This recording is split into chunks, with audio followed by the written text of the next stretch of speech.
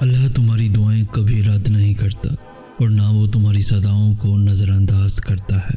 وہ خالق کائنات ہے، اس کے اپنے معاملات ہیں، اس کے قبولیت کے اپنے طریقے ہیں، اس کا کن فرمانے کا اپنا ایک منفرد انداز ہے، اس کے اپنے رنگ ہیں جن میں وہ انہی کو ڈھالتا ہے جو اس کی مصلحتوں پر اعتراض نہیں کرتے۔ تمہیں بس یقین رکھنا ہے کہ جو تمہارا ہے اس تک تمہیں پہنچنا نہیں پڑے گا، بلکہ وہ خود راستہ ڈھونڈ کر تم تک پہنچا دیا جائے گا۔ یہ دکھ تو بس تمہیں اللہ سے آشنا کرانے کے لیے آتے ہیں، اور اداسی تمہارا امتحان ہوتی ہے کہ کب تک انتظار کرتے ہو۔ پھر تمہیں وہ سب واپس دے دیا جاتا ہے جس کے بارے میں تم اللہ سے بات کیا کرتے تھے، جس کے لیے تم راتوں کو اٹھ اٹھ کر التجائیں کیا کرتے تھے، جس کے لیے تم روتے تھے۔ کھلے اور بند راستوں کی حقیقت تمہیں ابھی شاید سمجھ میں نہ آئے، مگر ایک دن ایسا بھی آئے گا جب سارے راز تم پر کھل جائیں گے اور تم جان جاؤ گے کہ جہاں تم آج ہو وہاں تک پہنچنے کے لیے اس تکلیف سے گزرنا کتنا ضروری تھا، جسے تم سزا سمجھا کرتے تھے۔ اس سزا سے گزرنا کتنا ضروری تھا، کیونکہ بے سکونی کے بعد اللہ ایسا سکون دے دیتا ہے کہ پھر بے چینی کبھی روح کا حصہ نہیں بن پاتی۔ وہ جو ایک حکم سے چاند کو 2 ٹکڑوں میں تقسیم کر کے اسے اس کی جگہ سے سرکا سکتا ہے، اس رب کے لیے تمہاری ان خاک سے بنی ہاتھ کی لکیروں کو بدلنا بھلا کیا مشکل ہے، جس کے ایک اشارے پہ مچھلی اس کے بندے کو زندہ ساحل پر اگل دے، وہ کیسے پھر تمہیں اس اذیت کے سمندر میں ڈوبنے دے سکتا ہے؟ تم اس سے بے خبر ہوتے ہو، مگر وہ ہر لمحہ تمہارے دل کی کیفیات کی خبر رکھتا ہے۔ تمہارے ذہن میں خیال کے آنے سے پہلے ہی وہ تمہارے ارادوں کو اور ہر خوف کو بھانپ لیتا ہے۔ اللہ جانتا ہے کہ کب تمہارا ضبط ٹوٹنے کو تھا، مگر تم نے خود پر جبر کیا، صبر کیا۔ دل کے سارے معاملات تو بس اللہ سے ہی جڑے ہوتے ہیں۔ یہ شکستہ دل منتظر ہے آج بھی تیرے معجزوں کا۔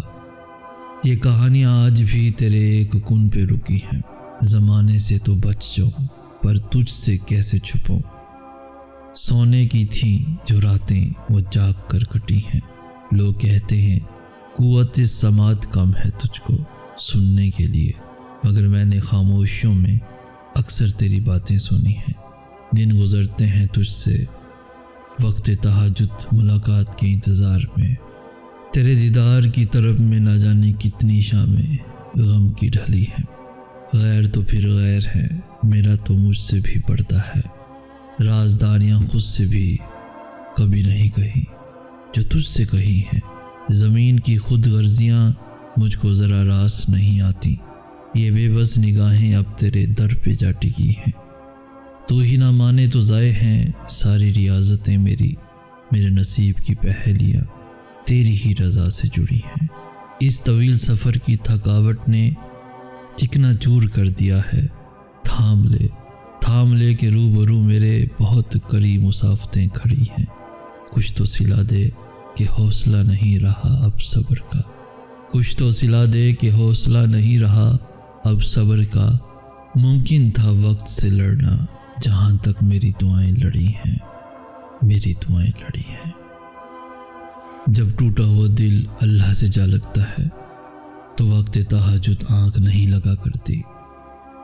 تم سے محبت کرنا میرے اختیار میں نہیں تھا اور نہ کبھی میں نے ایسا ہونا چاہا تھا، لیکن اب جو محبت ہو گئی ہے تو تم مجھے ناممکن اور ممکن کے وسوسوں میں مت ڈالو، اور خود سوچو سکھانے سے یا احتیاط کی تلقین کرنے سے کوئی پیچھے ہٹا ہے؟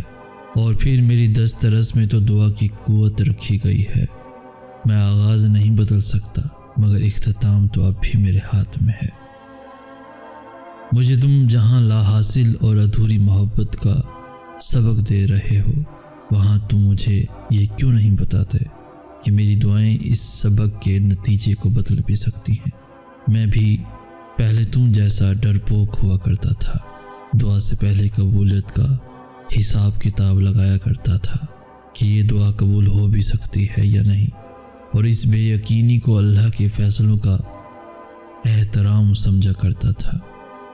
لیکن اب میں یقین کے اس دہرائی پر کھڑا ہوں جہاں میں جانتا ہوں کہ وہ دعا قبول پہلے کرتا ہے اور توفیق بعد میں دیتا ہے، اور آپ تو میری دعا کا وہ حصہ ہیں جو زبان سے ادا نہیں ہوتا، جس کا حال آنکھیں اللہ کو سناتی ہیں۔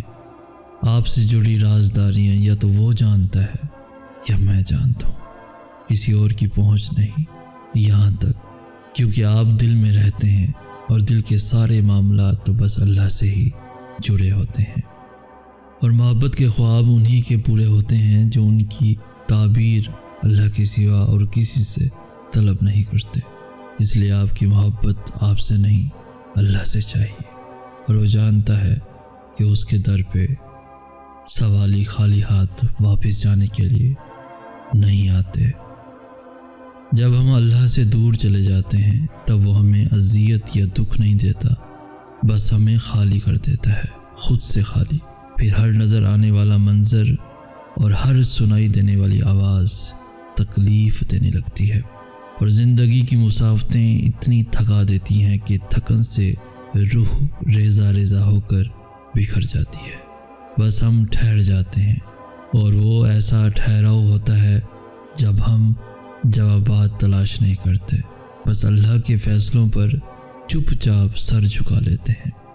پھر ہم کسی کے بھی لوٹ آنے کا انتظار نہیں کرتے، بس اللہ کے ہمیں تھام لینے کے منتظر ہوتے ہیں۔ پھر صبح کے اجالوں سے کوفت ہونے لگتی ہے، اور رات کی تاریکیوں میں ہم سکون تلاش کر لیتے ہیں، اور جب یہ ٹوٹا ہوا دل اللہ سے جا لگتا ہے تو وقت تہجد آنکھ نہیں لگا کرتی، پھر تو بس اللہ سے ملاقات کی طرف رہتی ہے، ایسی طرف جس میں الجھن اور بے چینی نہیں ہوتی، اور جب زار زار بہتی ہوئی آنکھیں اس سے مدد مانگتی ہیں تو وہ اس بے جان روح کو خود سے بھر کر ہمارے خالی پن میں ایک نئی زندگی پھونک دیتا ہے، جو دل ٹوٹ کر تہجد کے سجدوں میں اللہ کو پالے۔ وہ پھر کسی کو کھونے سے نہیں ڈرتا۔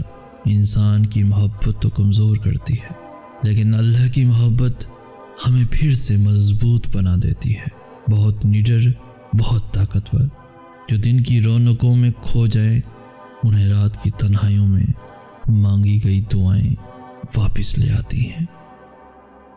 تمہاری دعائیں ہی تمہارا مقدر ہیں، اور تمہارے خیالات اس مقدر کی حقیقت ہے۔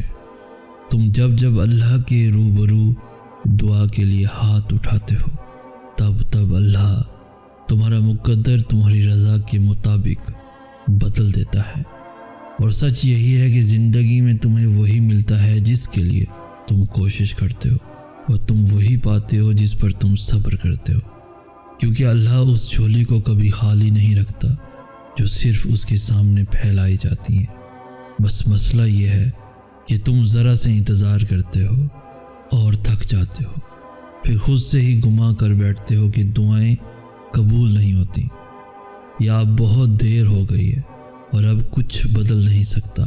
حالانکہ وہ رب تو اپنے کاموں میں دیر سویر ہونے ہی نہیں دیتا۔